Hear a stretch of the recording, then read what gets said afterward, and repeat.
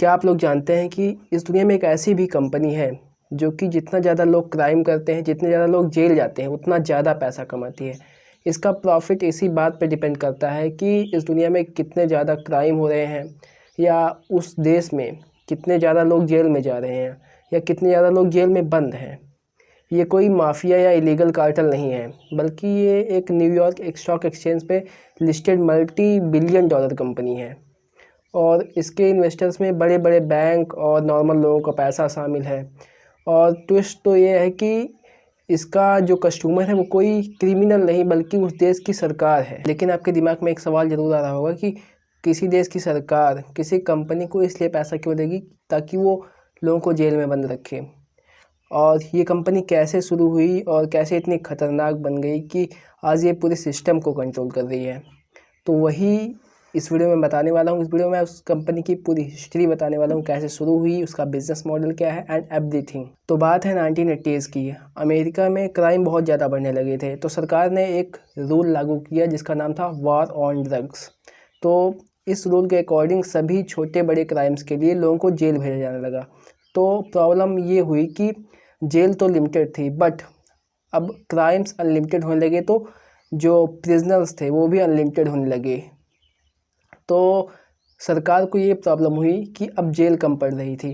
तो 1983 में दो लोग सामने आए जिनका नाम था टॉम बिस्ले और टी डॉन हुट्टो। इन्होंने सरकार के सामने एक डील रखी और उसमें इन्होंने कहा कि हम लोग प्रिजन्स बनाएंगे आपके लिए, और गार्ड्स का खर्चा हम देंगे, और सारी रिपेयर एंड मेंटेनेंस हम करेंगे, बस आप हमको पर प्रिजनर के हिसाब से रेंट दे देना। और यहीं से शुरुआत हुई CCA यानी कि कोर सिविक नाम की कंपनी की, जो कि प्राइवेट प्रिजन्स बनाती है और पहली प्राइवेट प्रिजन बनाने वाली कंपनी बनी और प्राइवेट प्रिजन को रेगुलेट करने वाली कंपनी भी बनी। इसका बिजनेस मॉडल बिल्कुल एक होटल चेन की तरह था, बस फ़र्क इतना था कि होटल में गेस्ट अपनी मर्ज़ी से आते हैं, अपनी मर्ज़ी से जाते हैं, बट इस प्रिजन में न तो प्रिजनर अपनी मर्ज़ी से आता है, न तो अपनी मर्ज़ी से जाता है। और होटल में गेस्ट अपना पैसा खुद पे करता है, बट यहाँ प्रिजनर का पैसा सरकार पे करती है। सरकार और कोर सिविक कंपनी के बीच एक कॉन्ट्रैक्ट साइन होता है जिसमें डेली बेड रेट $60 से $150 तक रखा जाता है। यानी कि अगर 2000 प्रिजनर भी होंगे तो कंपनी पर डे $2 लाख से भी ज़्यादा कमाएगी। बट उस कॉन्ट्रैक्ट में एक क्लॉज था जिसका नाम था ऑक्यूपेंसी गारंटी, यानी कि सरकार कंपनी को ये गारंटी देती है कि जो जेल थी वो 80 से 90% भरी रहेगी। यानी कि अगर क्राइम्स कम हुए या जेल में कम लोग गए तो भी कंपनी का फ़ायदा, और जेल में लोग बढ़े तो भी कंपनी का फ़ायदा। फाइनेंशियल रिपोर्ट 2024-25 के अकॉर्डिंग कोर सिविक कंपनी का जो एनुअल रेवेन्यू है वो $1.9 बिलियन से भी ज़्यादा है। अब आप सोच रहे होंगे कि जो कंपनी लोगों को जेल में रख के पैसा कमाती है उसमें कोई क्यों इन्वेस्ट करना चाहेगा, क्या कोई इसमें इन्वेस्ट करता भी है या नहीं। लेकिन इस कोर सिविक कंपनी में वॉल स्ट्रीट के बड़े बड़े म्यूचुअल फंड और एसेट मैनेजमेंट कंपनीज पैसा लगाती हैं। इन्वेस्टर्स के लिए परफेक्ट बिजनेस मॉडल है, बिकॉज़ इसमें ना कोई रिसेशन का डर रहता है और ना स्टॉक मार्केट के क्रैश होने पर इसका शेयर प्राइस गिरता है। बिकॉज़ क्राइम्स तो होते रहेंगे, चाहे इकोनॉमी गिरे या बढ़े। क्राइम होगा तो भी सरकार पैसा देगी, क्राइम नहीं होगा तो भी सरकार पैसा देगी। लेकिन यहाँ मेन बात ये आती है कि किसी भी कॉर्पोरेट का मेन गोल जो होता है वो है प्रॉफिट मैक्सिमाइजेशन।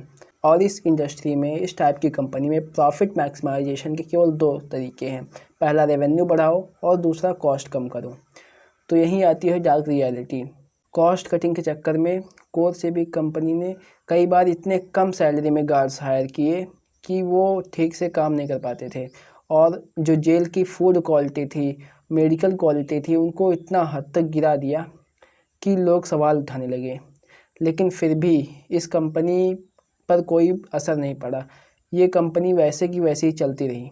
जो लोग प्राइवेट प्रिजन्स को सपोर्ट करते हैं उनका कहना है कि प्राइवेट कंपनी सरकार से ज़्यादा एफिशिएंट होती है, वो जल्दी प्रिजन्स बिल्ड करती है और इससे सरकार का सरदर्द कम होता है। सरकार को देश के और सेक्टर्स में डेवलपमेंट करने में मदद मिलती है और इससे टैक्स पेयर्स का पैसा भी बचता है, क्योंकि अगर सरकार को इंफ्रास्ट्रक्चर पर इन्वेस्ट करना पड़ता है तो एक भारी अमाउंट टैक्स से जो मिलता है वो खर्च हो जाता है। और वहीं दूसरी तरफ जो ह्यूमन राइट एक्टिविस्ट हैं और जो क्रिटिसाइज़ करते हैं ऐसी कंपनियों को, उनका आरोप है कि ये सिस्टम पे गलत प्रभाव डालती हैं।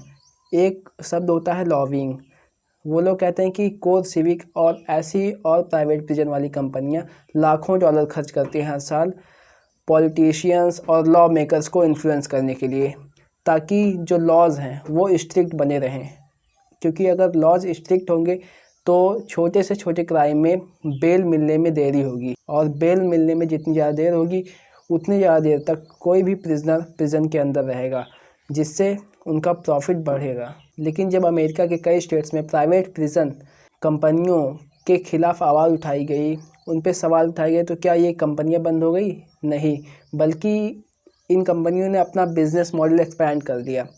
जैसे कि पहले ये केवल प्राइवेट प्रिजन्स बनाती थी और उन्हें रेगुलेट करती थी, और अब जब क्रिमिनल प्रिजन के बाहर होता है तब भी ये कंपनियां उनके ट्रैकिंग और वो कहाँ आ रहा है कहाँ जा रहा है सारा कंट्रोल, यानी कि अल्टरनेशन टू डिटेंशन का कॉन्ट्रैक्ट सरकार ने इन्हीं प्राइवेट कंपनियों को दे दिया है। यानी कि अब अगर क्रिमिनल जेल के अंदर है फिर भी प्रॉफिट, जेल के बाहर है फिर भी प्रॉफिट। कैपिटलिज्म का बेसिक रूल है, जिस चीज़ में प्रॉफिट होगा वो चीज़ ग्रो करेगी। तो आपको क्या लगता है, क्या जेल या प्राइवेट प्रिजन्स जैसे कामों को प्राइवेट कंपनियों को सौंपना चाहिए या इसे पब्लिक के हाथों में ही रहने देना चाहिए?